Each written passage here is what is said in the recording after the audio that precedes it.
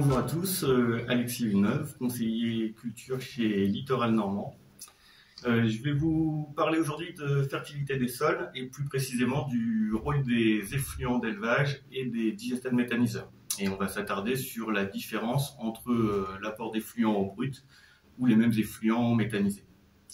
En complément de cette vidéo, je vous invite aussi à visionner le webinaire de l'année dernière de Maddalena Moretti sur la sécurisation de vos apports organiques. On va déjà définir dans un premier temps la fertilité du sol, ce qu'on entend par fertilité du sol, et puis on verra donc l'impact de la méthanisation sur la fertilité du sol, en détaillant l'impact sur la fertilité physique, la fertilité biologique et la fertilité chimique. On verra dans un second temps l'utilisation des digestats en pratique, les périodes et puis le matériel d'épandage. Et pour finir, on conclura sur les atouts et les contraintes que peuvent avoir les digestats par rapport aux effluents bruts. Donc la fertilité du sol, on a pour habitude de la diviser en trois fertilités. La première, la fertilité chimique, donc qui correspond vraiment à la capacité du sol à fournir des éléments minéraux, des éléments nutritifs aux végétaux. La fertilité biologique, donc qui correspond à l'ensemble des organismes du sol. Et puis enfin, la fertilité physique, donc vraiment le rôle de support du sol avec sa porosité pour permettre une bonne circulation de l'air et de l'eau. Bien évidemment, ces trois fertilités sont totalement interdépendantes et très liées entre elles. Maintenant qu'on a vu, qu'on a défini rapidement ce qu'on entendait par fertilité, on va voir l'impact que peut avoir la méthanisation de vos effluents sur ces trois fertilités. On va commencer par la fertilité physique. Donc l'effet de vos apports d'effluents, soit bruts, soit méthanisés, sur les taux de matière organique.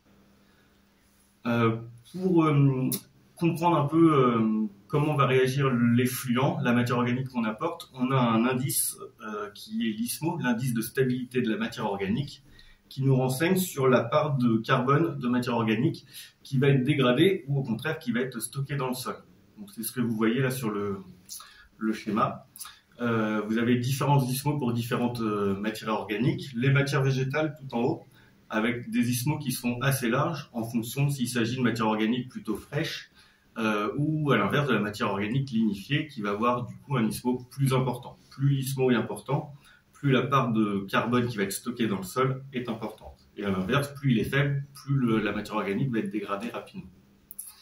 Les fumiers que vous avez un petit peu en dessous, ils ont un ISMO un petit peu plus resserré que les matières végétales et un petit peu plus élevé. Et puis vous avez les digestats en bleu, où là ils sont vraiment tout à droite du graphique, donc de la matière organique qui est très stable. Si on s'intéresse un petit peu, on a vu donc là juste avant la qualité de la matière organique, sa stabilité. Si on regarde vraiment le flux de carbone organique, donc on s'intéresse à la fois à la qualité et à la quantité. Donc on va prendre 4 scénarios.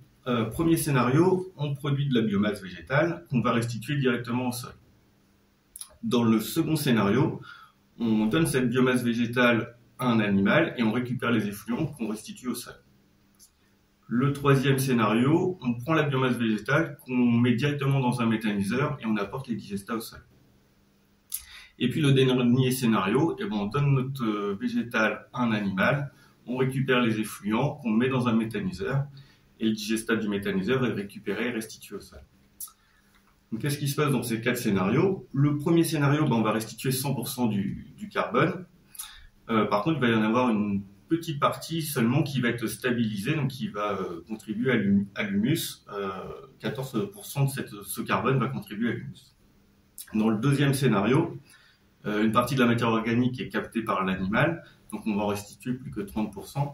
Par contre, il est plus stable que la biomasse végétale fraîche, donc on en a 48% de ces 30% qui vont être stabilisés dans le sol, ce qui nous donne au bilan 14,4 de carbone unifié. Dans le troisième scénario, on va restituer encore moins de carbone, par contre plus stable, et on arrive à un bilan à 11,6 de carbone unifié. Et enfin, dans le dernier scénario, pareil, encore moins de carbone restitué, mais plus stable, et un bilan à 12,2. Donc si on regarde au global, là, sur la dernière ligne, on voit que on diminue légèrement le carbone humifié, mais on reste dans des valeurs qui sont relativement proches. Donc assez peu d'impact sur la diminution de carbone stable qui est ramené au sol, que ce soit de la biomasse fraîche, des effluents ou des digestats méthaniseurs. Vous pouvez, chez vous, essayer de voir comment ça se passe en fonction des effluents que vous apportez. Il y a des outils de simulation qui sont disponibles sur Internet. Donc là, je vous en présente un qui est CarboPro. Assez facile à utiliser. Vous renseignez votre région, votre type de sol, les apports que vous faites. Et ça va vous simuler l'évolution du taux de carbone dans le sol sur une échelle de temps de 100 ans. Là, je vous présente une étude qui a été faite sur 8 exploitations des Pays de la Loire, où ils ont regardé le stockage du carbone sans la méthanisation, puis avec la méthanisation. Donc il y a plusieurs cas. Les exploitations où il y avait déjà un fort stockage de carbone, l'arrivée de la méthanisation va plutôt dégrader les performances au niveau stockage du carbone. On va diminuer légèrement, on va passer de 2 à 1,6 pour la première et puis de 1 à 0,8 pour la seconde. Sur les exploitations, le stockage de carbone était moyen. Plusieurs scénarios, soit on va maintenir les performances, soit on va les dégrader légèrement. C'est le cas sur la première exploitation, par exemple, on va passer de 0,3 à 0. Et puis le dernier scénario, sur les exploitations qui étaient plutôt sur une cinétique de déstockage du carbone, l'arrivée de la méthanisation va continuer ce déstockage de carbone. On ne va pas améliorer les performances. Si on peut conclure rapidement sur l'effet d'apporter plutôt des effluents bruts ou des digestats méthaniseurs sur le bilan humique, au final, on a vu que c'était relativement équilibré, on a assez peu de différence. En fait, les pratiques que vous allez mettre en place sur votre ferme en dehors de la méthanisation auront plus d'impact que la méthanisation elle-même. Avec un petit bémol, comme on vient de le voir, sur les exploitations où c'est déjà maximisé, vous ne pourrez pas faire mieux, donc vous allez dégrader légèrement avec les digestats méthaniseurs. On va s'attarder maintenant sur l'effet sur la fertilité biologique, après avoir vu la fertilité physique. Donc sur la fertilité biologique, on va reprendre nos 4 scénarios, donc soit la biomasse directement restituée, soit par l'animal, soit après par le passage au méthaniseur. Donc premier scénario, toujours 100% du carbone qui est restitué. Il y en a 86% qui va pouvoir être dégradé dans le sol, et donc on en a un bilan de carbone qu'on va appeler alimentaire, donc qui est disponible pour la vie du sol de 86. Dans le deuxième scénario, on ramène que 30% du carbone total, 52% va pouvoir être dégradé dans le sol, ce qui nous donne un bilan à 15,6 de carbone alimentaire. Troisième scénario, on met la biomasse dans le méthaniseur, on restitue le digestat, on va avoir un bilan de carbone alimentaire à 4. Et le dernier scénario où on est passé par l'animal avant le méthaniseur, on va être à 3,8. Donc là, à l'inverse de ce qu'on a pu voir juste avant sur la fertilité physique, on va dégrader énormément le carbone alimentaire qu'on va apporter au fur et à mesure des différentes transformations. Donc on va passer de 86 si on incorpore de la biomasse végétale directement à 4 quand on va passer dans un méthaniseur. Ça va avoir plusieurs effets. Donc on ramène beaucoup moins de carbone alimentaire, beaucoup moins d'énergie pour la vie du sol, donc on va avoir une diminution des racines mycorhizées, une diminution de l'activité microbiologique globale dans le sol et principalement observée sur les champignons. Et on a également une diminution des vers de terre endogés, donc les vers de terre qui sont plutôt en profondeur. On ne voit pas d'impact sur les vers de terre anéciques, ceux qui font les galeries verticales, ni sur les vers de terre épigés.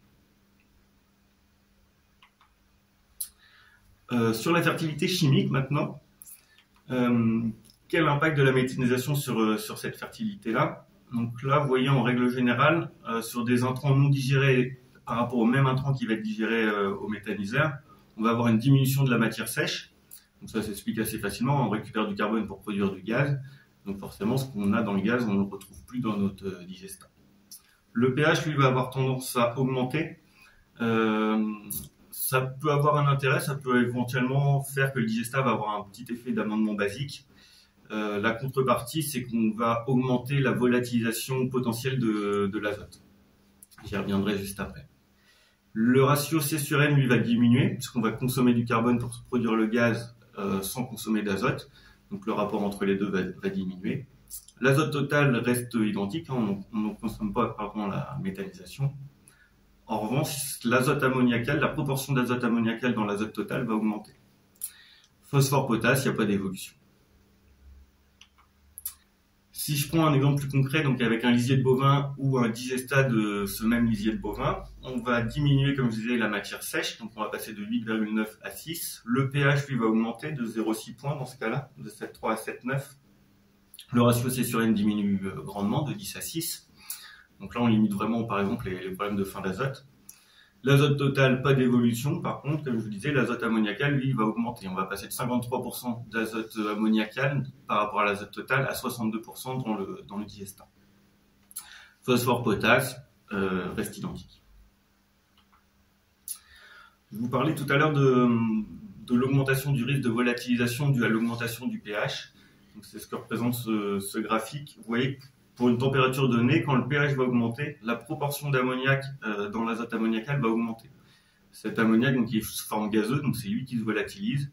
Donc, plus le pH va augmenter, plus vous aurez d'azote sous forme ammoniac, et donc plus vous aurez de volatilisation possible.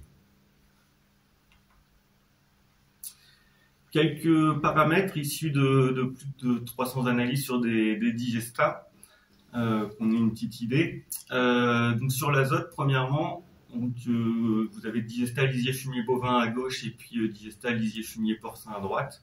L'azote ammoniacal en noir, l'azote non ammoniacal en vert.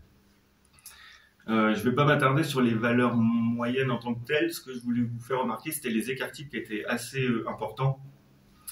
Donc si vous voulez vraiment connaître ce que vous amenez à votre sol, il n'y a pas d'autre solution que de faire une analyse de l'effluent pour connaître réellement les quantités d'éléments fertilisants que vous apportez.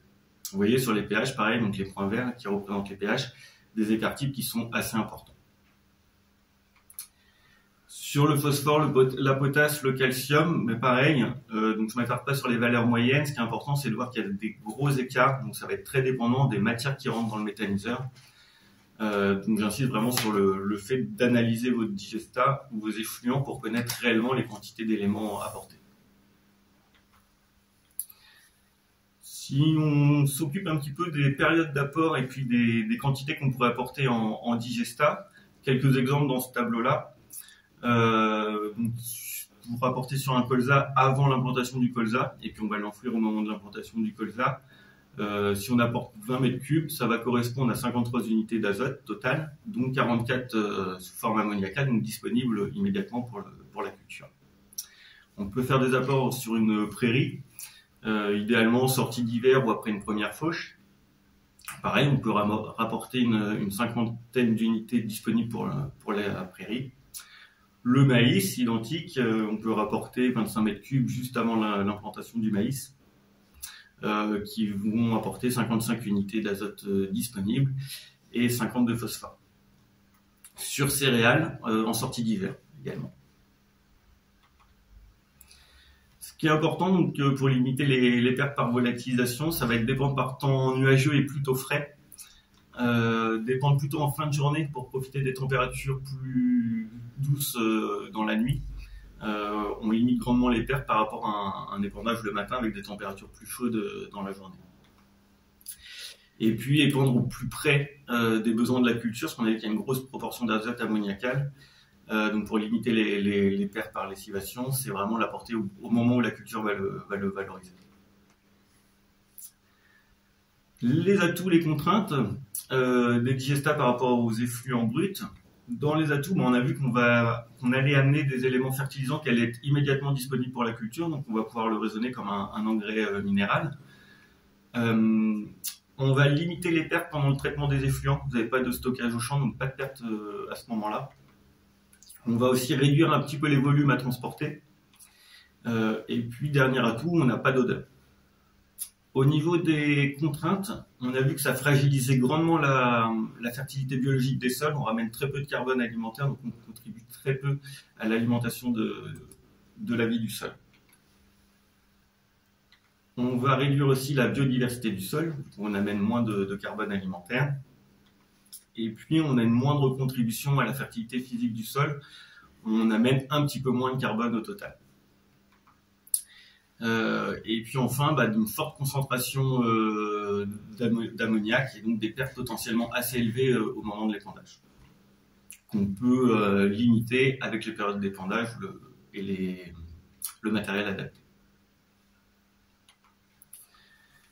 L'essentiel à retenir, c'est que ce soit une vache, votre sol ou un méthaniseur, l'important c'est vraiment d'amener une ration qui va être équilibrée. Donc pour le sol, de varier les apports de matière organique et puis d'épandre avec du matériel et des techniques adaptées.